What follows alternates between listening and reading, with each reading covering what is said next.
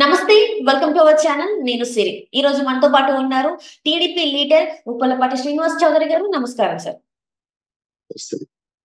Sir ఇప్పుడు చూస్తున్నట్టయితే కడపలో చాలా ఉద్రిక్త పరిస్థితులు అంటే ఏంటంటే వైఎస్ వివేకానంద రెడ్డి గారి భార్య ఎంపీ బరిలోకి కడప నుంచి ఎంపీ బరిలోకి దిగుతున్నట్టు సమాచారం వస్తుంది. సో అలానే వైఎస్ సునీత కూడా మన వైసీపీని ఎలా అయినా కూడా రాజకీయంగానే తొక్కి పడేయాలని చెప్పేసి చూస్తున్నట్టు కనిపిస్తుంది. సో ఈ పరిణామాలు అసలు ఎలా చూడాలి సార్? చాలా మంచి సబ్జెక్ట్ ప్రవేశపెట్టిన వైఎల్యూ టీవీ మా ప్రేక్షకులకి, యాజమాన్యానికి, మీకు కూడా సిరి గారికి మొదట నా నమస్కారాలు. Thank you sir. కడప అంటేనే ఒక రకమైన భయాందోళనకు గురే సబ్జెక్టు చాలా మంది ఊహిస్తారు. ఎందుకంటే బాంబులు, ఫ్యాక్టరీస్ అని. హ్మ్. కానీ కడపలో జరిగిన వైఎస్ రాజశేఖర రెడ్డి గారి సొంత తమ్ముడు, మాజీ హ్మ్. ఎంపీ హత్య ఒక్కసారిగా వైఎస్ జగన్మోహన్ రెడ్డి కుటుంబాల్లో ఉండే సభ్యులందరికీ దడబుట్టిచ్చేసింది. వెళ్ళిపోయారు, రైట్. మా చెన్నైకి వెళ్ళిపోయారు, తెలంగాణకి వెళ్ళిపోయారు, ఇటు పడితే అటు హ్మ్. పారిపోయారు. ఎందుకంటే హ్మ్.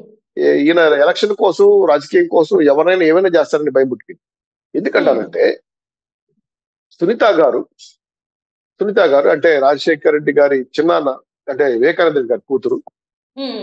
జగన్మోహన్ రెడ్డి గారు వాళ్ళిద్దరి పెళ్లి, అంటే సునీతారెడ్డి గారి పెళ్లి, జగన్మోహన్ రెడ్డి గారి పెళ్లి ఒకే కళ్యాణ మండపంలో ఒకే పీట మీద రాజారెడ్డి గారు పులివెందలు చేశారు. అంటే వాళ్ళ తాతగారు.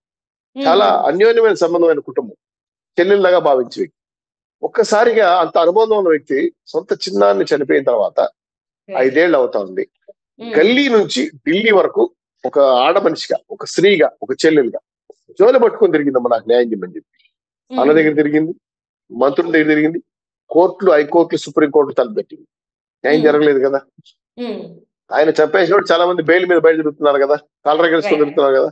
మరి హ్మ్. దస్తగిరి లాంటి వాడు అప్రూవల్ గా మారిన తర్వాత కూడా పట్టించుకునే వాళ్ళు లేరు కదా. సో దీంతో ఏమైందంటే ఆమెకి ఎంతైనా బాధ కలిగింది. మా నాన్నగారు ఒక లెగసీ ఉన్నటువంటి నాయకుడు, ఆయన హత్య హై ప్రొఫైల్ హత్య, ప్లస్ ఆయన హ్మ్. ఒక ఎంపీ స్థాయి వ్యక్తి, ఈ ఒకప్పుడు హ్మ్. జగన్మోహన్ రెడ్డి గారికి ఆ సీటు త్యాగం చేసిన వ్యక్తి, ఆయన మీద జరిగిన హత్య పైన దోషులు పట్టుకోలేదంటే ఖచ్చితంగా జగన్మోహన్ రెడ్డి గారికి బుద్ధి చెప్పాలి. దాంతో రైట్. షర్మిల గారు అప్రూవల్ గా మారారు. సారీ, ఆ షర్మిల గారు కూడా దాంట్లో వన్ ఆఫ్ ది విట్నెస్ గా మారారు. దానిపైన హ్మ్. తెలంగాణ కోర్టులో కూడా సూట్ లో ఇంక్లూడ్ అయ్యారు. సో అవును ఇవన్నీ సార్. ఏంటంటే ఖచ్చితంగా నేను మళ్ళా రాజ్యాధికారం చేపట్టి మా నాన్నను చంపిన వాళ్ళు ఎవరినో బయటకు తీసుకొచ్చి జైల్లో పెట్టాలనే కసి ఆవిడ మీద ఉంది. హ్మ్. లేకపోతే ఒక స్త్రీగా మీరు చూడండి, ఆమె ఫారిన్ లో అనుకుంటారు, వాళ్ళు ఆయన భర్త ఫారిన్ లో డాక్టర్స్ అనుకుంటా, ఇక్కడికి వచ్చి తన సొంత నియోజకవర్గంలో ప్రతి ఒక్కరిని ఇంటింటికి తలుపు తట్టి నాకు న్యాయం హ్మ్. చేయండి, సాక్షులు చెప్పాలని పట్టించుకున్నారన్న. ఆ రోజు నారావారి రక్త చరిత్రను రాసి తెల్లారితో గుండెపోటని చెప్పి, మధ్యాహ్నం లేదు ఎవరో గుడ్డంతో చంపేశారని చెప్పి రకరకాల ఆ ఓసరవిల్లి రాజకీయాలు చేసిన జగన్మోహన్ రెడ్డి గారు అచేతన రైట్. దశలో ఉన్నటువంటి ఆ రోజు ప్రభుత్వం, అంటే ఎలక్షన్ కమిషన్ చేతుల్లో ఉన్న ప్రభుత్వం న్యాయం చేయలేకపోవడం వల్ల తెలుగుదేశం పార్టీ దాన్ని ఆసరాగా తీసుకొని హ్మ్. వివేకానంద రెడ్డి గారి హత్య సింపతిని గెయిన్ చేసుకొని ఎలక్షన్ లో గెలిచారు. అటువంటి వివేకానంద రెడ్డి గారి హత్యలో దోషులు పట్టుకోకుండా ఆ హత్యలో కారకులైన వాళ్ళు కాపాడుతున్నారంటే, అంటే హ్మ్. పార్టీకి పంపిన వాళ్ళని కాపాడుతున్నారంటే నమ్మకాలు లేవు, మీ మీద రైట్. నమ్మకాలు లేవు, మన నమ్మకం హ్మ్. కష్టమైపోతా ఉంది. కాబట్టి ఖచ్చితంగా సునీతారెడ్డి గారు రేపు రాజకీయ ప్రవేశం జరగబోతున్నారు. ఆల్రెడీ హ్మ్. షర్మిల గారితో మాట్లాడారు. వాళ్ళిద్దరు కలిసి రేపు అన్నని ఎదుర్కోబోతున్నారు. ఒక అస్త్రం కాదమ్మా, ఇప్పుడు 2 అస్త్రాలు 2 పక్కల బల్లెలు అవుతున్నాయి. ఈ పక్క ఆ హ్మ్. పక్క ఎదురుకోబోతున్నారు. హ్మ్. ఖచ్చితంగా జగన్మోహన్ రెడ్డి గారు 100% దీనికి సమాధానం చెప్పాల్సిన అవసరం ఎంతైనా ఉంది. చెప్పలేకపోతే పాలాయన తెచ్చుకోవాల్సి వస్తుంది. ఈ రోజు సునీత గారు వాళ్ళ భర్త ఏదైతే కోరుకున్నారో, మా నాన్నగారు చెప్పిన విషయంలో ఎవరెవరు ఏ తప్పులు చేశారు, ఏ విధంగా వాళ్ళు మాకు రక్త మరకలు కడిగేశారు, ఆ రోజు అర్లీ హ్మ్. మార్నింగ్ కొట్టిన తర్వాత గొడ్డలు ఎక్కడ మాయమైపోయింది, ఆ రోజు ఎస్పీలు సీలు ఏ విధంగా సహకరించారు, ఇవన్నీ వాళ్ళ దగ్గర రైట్. లిస్ట్ ఉంది. దీనిపైన హ్మ్. సుప్రీంకోర్టు, హైకోర్టు పైన చాలా చాలా పెద్ద ఎత్తున కేసులు వేసి నడుపుతున్నారు. చాలా పెద్ద పెద్ద లాయర్లు మాట్లాడారు కూడా. కానీ కర్నూలులో జరిగింది ఏందమ్మా, ఒక ఎస్పీ రైట్. స్థాయి అధికారి అవినాష్ రెడ్డి గారిని పట్టుకోవడానికి ప్రయత్నం చేస్తే నా వల్ల కాదు, నీ పట్టుకోవడం సహకరించాలని చెప్పాడు సిబిసిఐలకి. అంటే రాష్ట్ర అవును సార్. ప్రభుత్వం అధికారం దుర్వినియోగం చేస్తారా? అంటే ఆ రాష్ట్ర ప్రభుత్వ అధికారులు ఎంత దుర్వినియోగం చేస్తారా? అసలు హ్మ్. రాజ్యాంగం ఉందా, వైఎస్ఆర్ రాజ్యాంగం ఉందా? అంటే మీకో న్యాయం, సాధారణకో న్యాయమా? అంటే హ్మ్. వివేకానంద రెడ్డి గారికి ఓ న్యాయం, మీకో న్యాయమా? అంటే అధికారం ఉంటే ఏమైనా చేయొచ్చు మీరు అనే విధంగా జనాల్లో ప్రశ్నించడం మొదలు పెట్టారు. ఆ ప్రశ్నలకు సమాధానం చెప్పే పరిస్థితి కాబట్టి అదే సునీత అదే గారు సార్. అదే ఇప్పుడు ఏంటంటే జనాలు అడిగే ప్రశ్న కూడా ఇదే. 5 సంవత్సరాల నుంచెల్లి నీ కుటుంబంలో జరిగిన ఒక హత్యకే ఇంతవరకు ఎట్లాంటి ఒక అంటే అంటే ఏమంటారంటే ఒక చూపెట్టలేదు ఇంతవరకు. ఎవరు హత్య చేశారు ఏందనేది చెప్పలేదు. నువ్వు ప్రజలకు ఏం చేస్తావు అని చెప్పేసి వాళ్ళు ఒక న్యాయం కోరుతున్నారు. నీ బాబాయ్ హత్యకి నువ్వు న్యాయం చేయలేదు ఇంతవరకి. నువ్వు ప్రజలకు ఏం న్యాయం చేస్తావు ఏంటి అని చెప్పేసి వాళ్ళు ప్రశ్నిస్తున్నారు. సో ఈ ప్రశ్నకి జగన్మోహన్ రెడ్డి గారి దగ్గర సమాధానం లేదు అని అంటారా? అంటే సమాధానం లేదు అనుకోవచ్చు మనం? 100% రాదమ్మా. కోకిల్డ్ బాబాయ్ అని పుట్టచ్చు కదా, పుట్టచ్చు అడుగుతున్నా. కోకిల్డ్ బాబాయ్ అంటే సమాధానం లేదు ఆయన. అలాగే సునీతమ్మ గారు ఏదైతే కోర్టుకి వెళ్తే ఆవిడకి వార్నింగ్ ఇచ్చారు తెలుసా మీకు? సజ్జల రామకృష్ణారెడ్డి గారు ఫోన్ చేసి సునీతారెడ్డికి ఫోన్ చేసి బెదిరింపు చేసి నువ్వు పొలిటికల్ స్టెప్ తీసుకుంటే మీ నాన్నకు పడిన గతే నీకు పడుతుంది. అదే విధంగా సజ్జల రామకృష్ణ వార్నింగ్ సంఘటన ఈ మధ్య పేపర్లో కూడా వచ్చింది. నేను వేరే సోషల్ మీడియా కూడా చదివా. అంటే నీకు వ్యతిరేకంగా తిరగబడితే మీరు చంపేస్తారా? మిమ్మల్ని ప్రశ్నిస్తే కేసులు పెట్టి లోపల జైలు వేస్తారా? మిమ్మల్ని ఏదైనా అంటే భూము లేకుండా చేసేస్తారా? అంటే మీ ప్రభుత్వమా లేకపోతే మీరు ఏమన్నా ఆల్టర్నేటివ్ గా డిక్టేటర్ పరిపాలన నడుస్తున్నారా? నాకు అర్థం కావట్లేదు. కాబట్టి ప్రజాస్వామ్య దేశంలో హత్యలు చేసిన వాళ్ళు, చంపేసిన వాళ్ళు బజార్ల విధంగా దర్జాగా తిరుగుతా ఉంటే ఇది సామాన్యుడి జనానికి మిగులు పడట్లా. ఇప్పుడు అదే చిన్న తప్పు చేసినా కూడా పోలీసులు వదలరు, వెంటనే కేసు పెట్టి జైల్లో పెడతారు. హత్య చేసిన వాళ్ళు, ఒక ఎంపీ స్థాయి వ్యక్తిని చంపిన వాళ్ళు కూడా ఇంకా బజార్లో తిరుగుతున్నారంటే వాళ్ళకి కేసులు జడ్జీలు తో మాట్లాడి కేసులు, బెయిల్ పిటిషన్లు, ఇప్పుడు పిటిషన్లు వేస్తారని కేసు నడవనీయకుండా. అంటే న్యాయ వ్యవస్థలో ఉన్నటువంటి చిన్న చిన్న రసుకుల్ని వాడుకొని దోషులు బయట తిరుగుతూ ఉంటే సొసైటీలో న్యాయ వ్యవస్థలో మీరు ప్రభుత్వానికి ప్రజలకు ఏం సమాధానం చెప్తారనే పైన ప్రశ్నగా మారింది.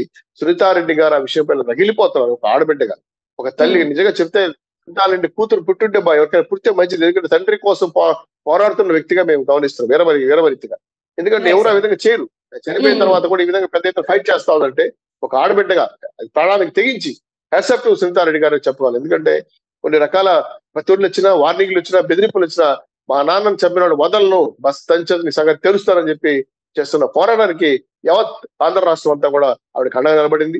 అందుకే వెన్నులో భయం పుట్టి అవినాష్ రెడ్డి గారు కానీ, జగన్మోహన్ రెడ్డి గారు కానీ, ఇంకోరు కానీ పార్టీ నాయకులందరూ కూడా సమాధానం చెప్పలేకుండా ఈ రోజు తప్పుడు మార్గంలో, వేరే మార్గంలో పిటిషన్లు వేసుకుంటా కేసుని తప్పుదారి పట్టించడం చేసిన ప్రయత్నం ప్రజలకు అర్థమైపోయింది. ఇది తెలిసిన తర్వాత సునీతారెడ్డి గారు ఇప్పుడు రాజకీయ ప్రవేశం చేయబోతున్నారు.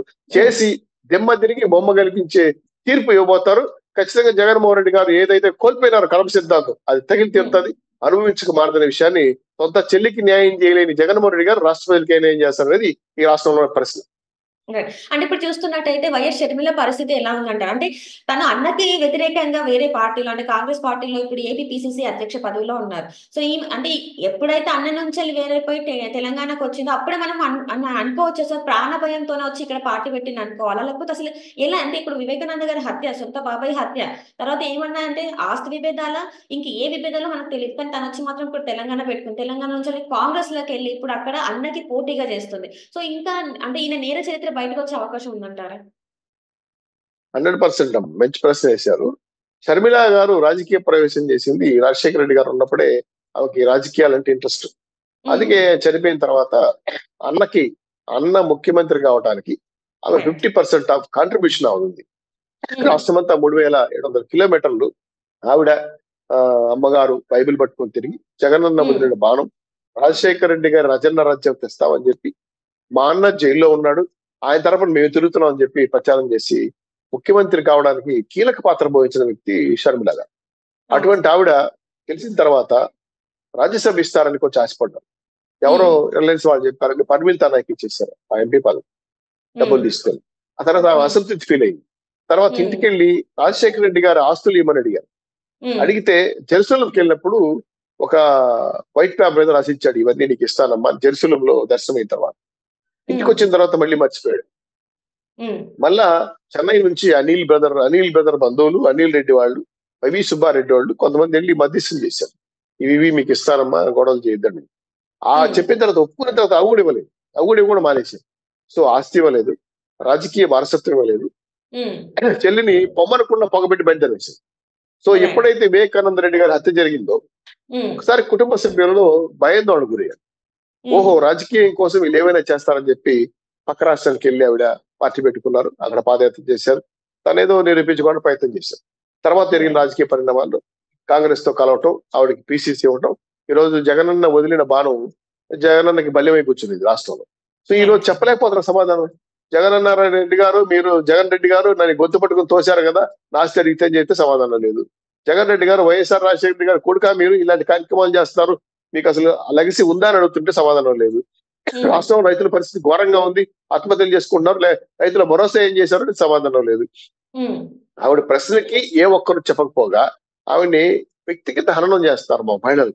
ఆవిడ షర్మిలా శాస్త్రి ఇటువంటి తప్పుడు మాటలు మాట్లాడడం అనేది అది బ్లూ కుల మీడియాకు ఉన్న జబ్బు. అది ఎంత ఎక్కడ స్త్రీలు పూజించబడతారో అక్కడ దేవతలు ఉంటారని సామెత.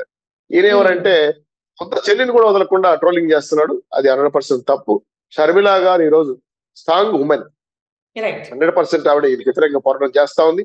రేపు జగన్మోహన్ రెడ్డి గారి తీర నష్టం తెస్తుంది.